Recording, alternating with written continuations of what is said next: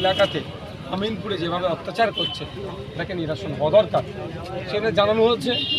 ওখানে যারা দায়িত্বশীল অফিসাররা ছিলেন তারা আশ্বস্ত করেছেন যে তাড়াতাড়ি অ্যাকশন নেবে, এবং আমিও বলেছি যেরকম যে ঘটনা ঘটেছে পুলিশ সক্রিয় থাকলে এই ঘটনা ঘটতো না।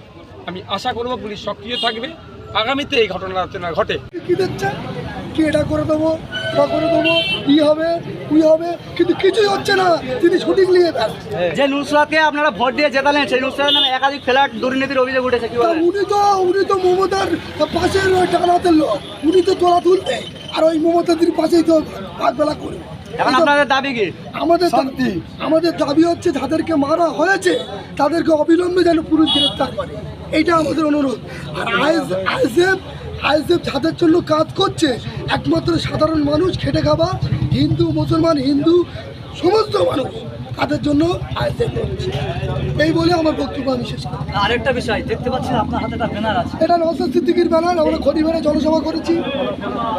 ব্যানারটা খোলো। আরেকটা বিষয়, এই যে আমিনপুর বাজারে আজকে হ্যাঁ, আমিনপুরে একটা পথ দেওয়া হওয়ার কথা ছিল, কিন্তু কি হলো সেখানকার ছেলেদের আমরা ভাই মিলে যেন শান্তির সাথে চলতে পারি। আমাদের আজকে সকাল হলে আমরা একই সাথে যেন কাজ কামে বেরোতে পারি। আমরা সকাল হলে যেন ভাইকে বলে যেতে পারি ভাই আসছি, এরকম রাজনীতি আমরা চাই। আমরা এই লুটে বুটে খাবার রাজনীতি চাই। কারণ তৃণমূল সরকার আমি করেছিলাম, আমার বয়স তখন 9 বছর। আমি টিএমসি বাড়ির ছানটা বেঁধেছিলাম ওই ডোবাই ওই নালাই।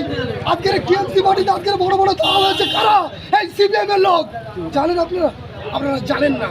আমার খড়িবারে সাজিবাড়ায় বাড়ি, এই টিএমসি রে আমি কত কষ্ট করেছি, কত ঝাঁটা মেরেছি কত জায়গায়, কিন্তু তারা আজকে আমার কি দিল?